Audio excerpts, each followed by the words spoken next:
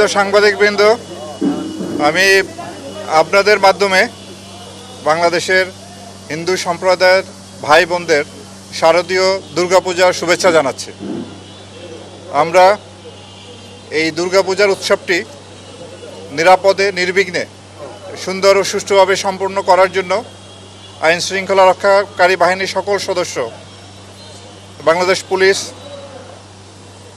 Arm forces ডিভিশনের লোকজন, RAB, BGB, answer, coast guard সহ সকল বাহিনী আমরা মাঠে আছি। এবারের এই উৎসবটি যাতে নিরাপদে, সুন্দরভাবে, সুষ্ঠুভাবে সম্পন্ন হয়, এই জন্য আমরা সবাই একত্রে একযোগে কাজ করে যাচ্ছি। আমরা আশাবাদী এই উৎসবটি আমরা সুন্দরভাবে সম্পন্ন করতে পারব। আমরা আমাদের বাংলাদেশের জনগণ, আমরা সাম্প্রদায়িকতার ঊর্ধ্বে উঠে সব ধর্ম বর্ণ নির্বিশেষে এই উৎসবগুলি আমরা পালন করে থাকি। আমার ছোটোবেলায় আমরা দেখেছি যে দুর্গাপূজার সময় দেশব্যাপী একটা উৎসবের আবহ তৈরি হতো। আবার মুসলমানদের ঈদ, খ্রিস্টানদের বড়দিনেও একটা উৎসবমুখর পরিবেশ তৈরি হয়। তা আমরা এই পরিবেশটি, একটি অসাম্প্রদায়িক বাংলাদেশের এই পরিবেশটি সুষ্ঠুভাবে যাতে থাকে, সেই জন্য একযোগে সবাই কাজ করে যাচ্ছে। তো এই পর্যন্ত সব কিছুই ভালোভাবে চলতেছে। শুধু কতিপয় দু একটি বিচ্ছিন্ন ঘটনা সহ এই পর্যন্ত হয়তো সারা দেশে ৮-১০ জায়গায় বিচ্ছিন্ন ক্ষুদ্র কিছু ঘটনা ঘটেছে এবং প্রতিটা ক্ষেত্রেই আমরা আইনানুগ ব্যবস্থা নিয়েছি। আমরা যদি সতর্ক থাকি, বাংলাদেশে এবারে প্রায় ৩১,৫৪৬টি পূজা মণ্ডপে পূজা হতে যাচ্ছে।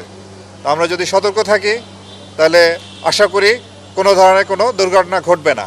তা আমি পূজা উদযাপন কমিটির যারা সম্মানিত সদস্যবৃন্দ আছেন, এই মণ্ডপ সহ সকল মণ্ডপে যারা আছেন, তাদেরকে আমরা অনুরোধ করব, আপনারা এই এখন তো আপনার দেবদেবীর যে তৈরি করার কাজটি চলতেছে এবং ২৮ তারিখ থেকে আনুষ্ঠানিকভাবে পূজা শুরু হবে।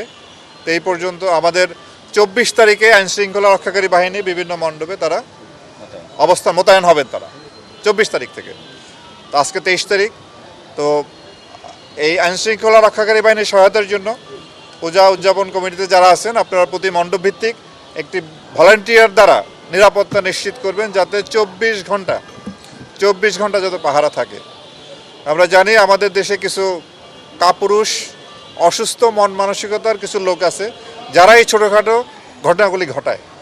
তা আমরা যদি সতর্ক থাকি, এই মণ্ডপে যদি সার্বক্ষণিক পাহারা থাকে, যেখানে যেখানে সুযোগ আছে আমরা যদি সিসিটিভি লাগাই, প্রচুর বৈদ্যুতিক ব্যবস্থা রাখি, রাতের বেলা জেনারেটর যদি রাখি, তাহলে ওই অসুস্থ মন মানসিকতার লোকগুলো এই সুযোগটা পাবে না এবং সুন্দরভাবে আমরা অনুষ্ঠান করতে পারবো। তো কতিপয় অসুস্থ মন মানসিকতার লোক, কতিপয় খারাপ লোক যাতে আমাদের এই উৎসবে কোনো রকম বিঘ্ন ঘটাতে না পারে, এই জন্য আমরা সবসময় সতর্ক থাকব। তো আশা করি এই উৎসবটি সুন্দরভাবে আমরা সম্পন্ন করতে সম্ভব হবে। সীমান্তবর্তী এলাকায় প্রায় ৭,০০০-এর মতো পূজা মণ্ডপ আছে, যেটার আইন শৃঙ্খলা রক্ষার জন্য বিজিবি মোতায়েন আছে। এবং সারা দেশে আমাদের এই ৩৫,০০০ মণ্ডপের মধ্যে অল্প কিছু সংখ্যক মণ্ডপ যেটা ঝুঁকিপূর্ণ বিবেচনা করা হয়েছে এবং ওই ঝুঁকি বিবেচনায় প্রত্যেকটি মণ্ডপই নিরাপত্তার পর্যাপ্ত ব্যবস্থা রাখা হয়েছে। জি, পর্যাপ্ত ব্যবস্থা, জি, ঝুঁকিপূর্ণ সবগুলোই। জি, ধন্যবাদ। আপনি একটি চমৎকার প্রশ্ন করেছেন। এই সামাজিক যোগাযোগ মাধ্যমে গুজব ছড়িয়ে বিশৃঙ্খলা চেষ্টা করার একটা পায়তারা চলছে, আমরা এটা টের পাচ্ছি। তো আমাদের আইসিটি বিভাগ সহ সবগুলি আইনশৃঙ্খলা রক্ষাকারী বাহিনী এই ব্যাপারে সতর্ক আছি। আমরা সোশ্যাল মিডিয়ার এগুলাকে মনিটর করতেছি এবং এগুলি আমাদের নজরে আসার সাথে সাথে তাৎক্ষণিক ব্যবস্থা নিচ্ছি। আমার আপনাদের প্রতি এটা অনুরোধ থাকবে, সামাজিক যোগাযোগ মাধ্যমে কোনো তথ্য প্রচার হলেই সেটিকে আপনারা বিশ্বাস করবেন না।